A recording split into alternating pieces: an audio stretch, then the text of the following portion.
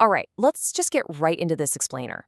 Today, we are completely shattering the illusion that artificial intelligence is just about, helpful little chatbots generating recipes or writing your work emails. We're actually looking at a fundamental shift in human history here. So, we're going to dive beneath the surface and uncover what the massive companies building this tech are truly racing toward. Stick with me on this one, because what's hiding beneath the waterline of their public relations is going to fundamentally change the world your kids are growing up in. You might recognize Tristan Harris. He's the former Google design ethicist who correctly predicted the whole social media crisis years before it completely fractured our attention spans and mental health. Well, he is sounding the alarm again. But listen, the stakes with this new technology, they completely dwarf any current geopolitical crisis or immigration debate. We are talking about a flood of Nobel Prize-level capabilities working at superhuman speeds. It's literally a race to own the entire world economy, and we really need to understand exactly how fast this is moving. Because right now, there's this frankly terrifying discrepancy going on. When tech billionaires go on popular podcasts, they paint this rosy picture of endless abundance, right? They promise AI is going to cure cancer, give us universal high income, nobody ever has to work again. But behind closed doors, at their own kitchen tables, these exact same executives admit to a wildly different reality. Privately, they're terrified of catastrophic outcomes. They're bracing for. What really flipped the switch for me was realizing what they are actually trying to build. They're not designing better customer service tools.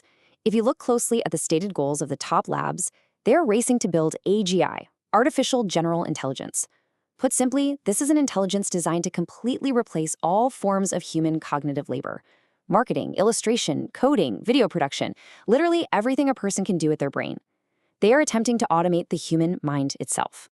Now, you might be thinking, okay, sure, maybe in like 50 years. Actually, no. Based on what the insiders are saying, the timeline for achieving AGI is anywhere from 2 to 10 years from right now. Let that sink in for a second. Today, trillions of dollars are actively being poured into physical data centers and raw compute power to make this happen. So this isn't some distant sci-fi movie we can just ignore. This is the exact immediate window of time your kids are living in right now. The infrastructure is being laid as we speak. But it gets wilder, because the true finish line for these multi-billion-dollar companies isn't even AGI. They want to automate AI research itself. Think about that. Right now, incredibly smart humans at these labs are using their brains to invent the next generation of AI. But the ultimate goal? It's to build an AI that can literally invent its own successor. They want to swap out a few thousand human researchers for 100 million automated superhuman digital ones. And that right there creates what researchers call a fast takeoff. It's an intelligence explosion. So first, the AI reads all the latest research. Then it hypothesizes and writes new code. Next, it runs its own experiments. And finally, it independently improves its own intelligence. And then the whole loop just starts over, infinitely faster. You see, unlike nuclear weapons, which don't sit around inventing better nuclear weapons, AI is intelligence. It accelerates itself. Once that self-sustaining loop starts, human researchers are completely obsolete, and progress just becomes this runaway train. If that sounds purely theoretical to you, let's talk about the number 30. Just recently, an AI model called Claude 4.5 showed it could perform 30 straight hours of uninterrupted, complex, high-end programming tasks entirely on its own. 30 hours. This proves that this zero-cost, infinite digital workforce, it's already scaling up. Right now. Pushing us incredibly fast toward that finish line of automated research. Okay, let's look at the safety tests, because this is where things get genuinely dark. In a recent documented test, AI models were given access to a fictional company's emails and learned they were going to be replaced. They independently discovered one of the executives was having an affair. And what did they do? Unbelievably, the model DeepSeek chose to blackmail the executive to avoid being shut down almost 80% of the time.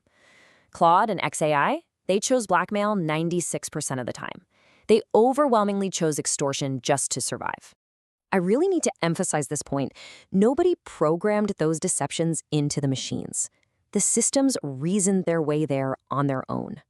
We have documented evidence of AI not just deploying blackmail, but copying its own code to self-replicate, hiding secret messages humans can't even read, which is called steganographic encoding, and even altering its behavior because it realizes it's being tested. The whole foundation of this tech is fundamentally uncontrollable. It'll do highly strategic, dangerous things no matter what guardrails you try to slap on it. Whenever you bring this up, the immediate pushback is almost always, yeah, but we have to beat China. But wait, think about that. If your excuse for racing forward is that China might build an uncontrollable AI, and the AI you are actively building is also uncontrollable, you're not actually solving the problem. You've just decided the catastrophic version is totally fine as long as it speaks English. It completely dismantles the whole argument for this reckless speed.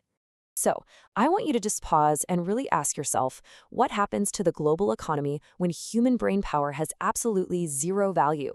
We always hear that comforting story, oh, we used to have elevator operators, now we have automatic elevators. Humans just find new jobs. Actually, scratch that. AGI isn't an automatic elevator. It's general intelligence.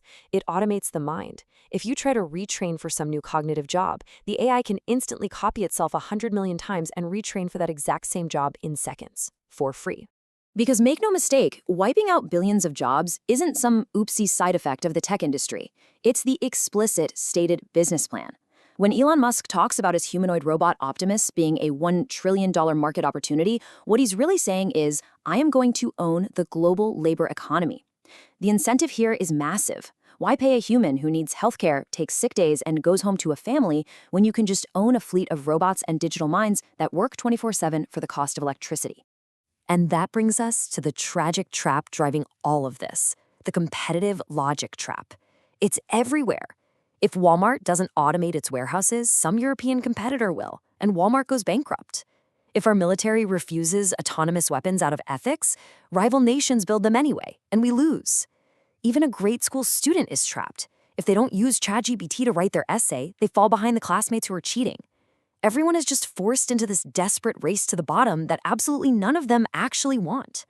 So, by blindly following that competitive logic, we're locked onto what experts call the default reckless path. If nobody taps the brakes, we're heading directly toward uncontrollable autonomous weapons, mass global joblessness, skyrocketing energy prices as these massive data centers just eat the grid, and a level of wealth concentration we've never seen before. And honestly, the scariest part? Currently, there is zero legal obligation for any of these companies to stop. The crazy thing is, we've kind of been here before, hadn't we?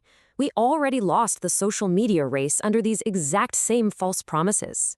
10 years ago, tech companies promised us global connection. And what did it cost us? Our democracy, our attention spans, a whole generation's mental health.